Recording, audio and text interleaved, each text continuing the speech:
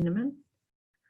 Hello, good evening and welcome back to Talking Your Walk, and I've got a lovely lady with me tonight. We've got wonderful Nikki Davenport with me, and you know Nikki's a very well known, very well respected counsellor in Shropshire. She has her company Serenity's Path. She also does hypnotherapy, and she specialises in Pet Bereavement Counselling, which is so important for a lot of people, especially for us animal lovers. It's vital. She's also spent 13 years working with the mental health team, leading that team as well. But she'll tell you more about what she does and how she started doing what she does as well. So I'm looking forward to this chat tonight. So hello, Nikki, and thanks for joining me. Hi there, June. Thank you very much for having me. Oh, you're welcome. So tell me, where were you born? I was born in Cheltenham in Gloucestershire. Wow. Okay. Yeah. So how did you get to Shrewsbury? I came here with my dad's job. He worked for Sainsbury's, and my parents and all my family are from Oxford originally, and then they moved to Cheltenham with his job, and then they moved here to Shrewsbury. So what age were you? What age were you? 5. Wow, okay. And that would have been quite a lot of, change for you even at 5. That would have meant leaving little friends, wouldn't it have, in Cheltenham? Or did you make friends quite quickly when you got here?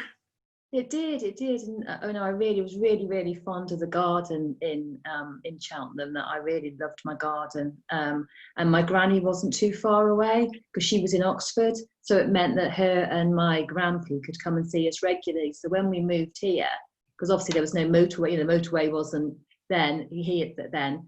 So it took a long time to get to Oxford. It was probably about 4 hours round trip then. Wow. So. You went to school in Shrewsbury then, and how did you do at school? What kind of child were you? I was quiet at school. Definitely at like primary, junior age. I was quiet. I liked school. Once I was there, I found it a bit of a wrench leaving my mum at times. So I have lots of memories of. On the way to school, my mum with her bike and me crying all the way, and her singing songs to me to try and cheer me up.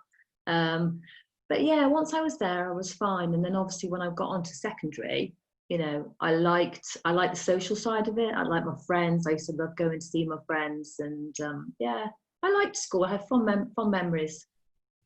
So you're at school. What sort of subjects did you get on with? Was there anything that sort of took your fancy, or did you leave school and go into higher education, or did you stay at school and then go into a job?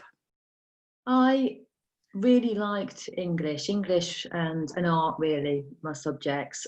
Maths I just didn't, I did okay, but maths I really didn't, it just didn't make sense to me. But I left school and I went on to sort of do like on the job sort of training then. So I went to work in an office environment, and then I was trained while I was there. So obviously I'd got my typing and everything. So I sort of learned a sort of purchase ledger and things like that, which I liked it. And I worked with some really nice ladies, so I was happy there.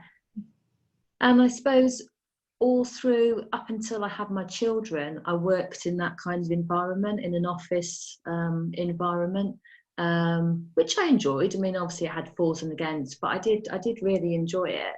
And until obviously I had my children, and then had a complete change really then.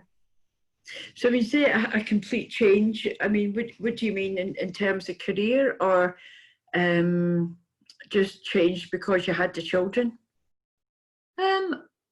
I think that after I'd had the children, I wanted to do something that would work more so with the hours and things like that, the flexibility, so I could still be, at home with them as much as possible, but then still work.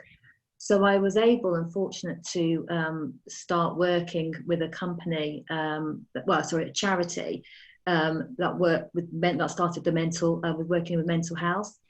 So that really started my path then.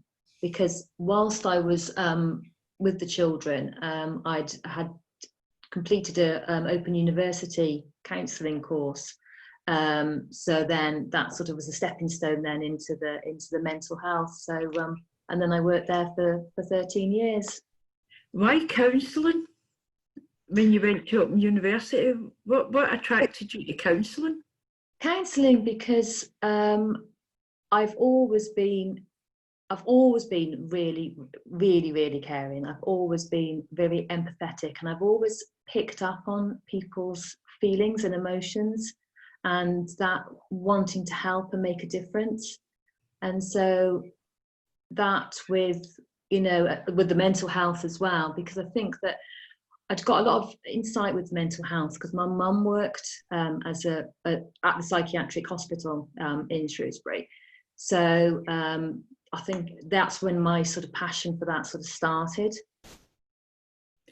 It's a big change, isn't it, from an office? So when you've completed your studying with the counselling, then did you start to set up your practice, or did you leave it? What happened then? No, I worked for a charity then, and I stayed with the charity for 13 years. And so I worked in the community, and then obviously as my children got older, then I was able to do more hours. And then once they were out of school age and they were more independent, I was able to take on a more responsible role. So I managed the team. I managed the team that I actually worked in for the 10 years. So wow. That was really good. Obviously it was quite hard in some ways as well, because obviously once we were a colleague, because everybody had been there for such a long time, and then then another week later I'm actually sort of managing, but it was good. It was good. I really, really enjoyed it. I really, really enjoyed my time. There's been a lot of different aspects of mental health problems, wouldn't you? Then I would imagine. Definitely. You never knew from 1 minute to the next, or from one day to the next, what you were going into. So it was very challenging, but equally very, very rewarding as well. So then you've done that, and then you've set up Serenity's Path. So how did that come about? What happened was I was when I was managing the team for the charity I was working for, I became unwell. I had a tumour that was growing quite rapidly in my throat, and I had to cut a really long story short. I had to have an operation to remove it because it was fast growing and it was affecting my speech and breathing, and obviously we weren't sure at that stage, if it was sort of cancerous or not. So I had the tumour removed, and then obviously had that painful wait of waiting for the histology, and thankfully, touch wood, it was benign. It wasn't cancerous, but that left me very unwell, because when they removed the tumour, they also removed a lot of my thyroid as well. So whilst I was recovering, all the things, just retaining information and all the things that you just do every day, I wasn't able to do those things. It took me a long time to get back to where I was, because I was having regular blood tests because my hormone was everywhere, and obviously the impact of the trauma of the operation was really difficult, and then on top of that, I received a lot of bullying from the charity that I worked for. So after probably 6 months into my recovery, I decided that was enough was enough, and I actually was then made redundant through ill health, because there'd been quite a lot going on with the bullying and things. So it was decided that would be the best course of action, and then that gave me the sort of stepping stone then, really. In between that, because I was still recovering, and mentally still recovering, because obviously I still couldn't remember things, or just simple things like being able to cook a meal. You know, I couldn't do a simple task like cooking 3 or 4 things at the same time, because my brain just wasn't functioning for such a long time. And even having conversations with people, you know, they'd be talking to me and then I would think, I haven't got a clue what you just said to me. I can't remember. You know, so that took a long time. So I've always loved animals, always loved animals. And I had sort of started when I was working in the charity, looking after friends' dogs and things like that when they were on holiday. So I thought, that's what I can do. You know, that's what I'll do. So, you know, for 2 or 3 years while I was still recovering, I was walking dogs. I had dogs that come into my house. You know, I was looking after them, people going on holiday. And then once I was back up to full speed and, you know, well, I was able to sort of do as alongside as well, doing what I'm doing now. Yeah, which is the counselling. Yeah. So. And, you know, so at what stage did you decide to bring in the pet bereavement? Because that's a whole different ball game, isn't it? Or do you think it's just the same? You know, I know I've lost animals myself in the past, and I've been absolutely heartbroken and took some time to get over that. It's still a grieving process, because I believe that if you love something or someone, you know, and you lose it, then there is that grieving process. So why pet bereavement in particular? From my own personal experience of how difficult it was, because they are just such a massive part of your life and the family, you know, and I didn't feel probably that people understood, you know, so that's really was the sort of the driving force of my decision, because I did feel sort of that people didn't really sort of take it seriously. Oh, I think that's still the case in a lot of places, isn't it? And with a lot of people, they don't take it seriously. How can it possibly affect you like that? It's only an animal. But for a lot of people, as you quite rightly said, you know, they're part of their family. They are their family, and you know, when they pass over, it's just as hurtful and painful. Because they're everything, aren't they? You know, and to a lot of people, they are that, you know, they're everything in their world. Yeah. You know, so it's a massive loss. So now, what is it? You're doing hypnotherapy as well. What made you get into that? Was that something that you added once you'd left? Yeah, mental health. It was something I'd added, but also something that I've had, you know, hypnotherapy in the past and found it very, very beneficial. So it was something that, you know, I felt that there's so many aspects that it can help. So yes, it was from my own experience that I know how, you know, how powerful and how, you know, brilliant it is. So I take it that you do you offer hypnotherapy to everyone, or is that only to some people? Because, you know, or do you offer a mixture, or how do you? I mean, people just, you know, people get in touch with me. Specific. I mean, obviously, some people might just specifically get in touch with you for the pet bereavement if they've lost, you know, their pet. And then from talking to you, other things might, you know, unfold. And then that might, you know, they might then decide that actually, you know, following on from the pet bereavement counselling, that hypnotherapy would help with perhaps anxiety or other sort of issues that they're struggling with. I think that's wonderful.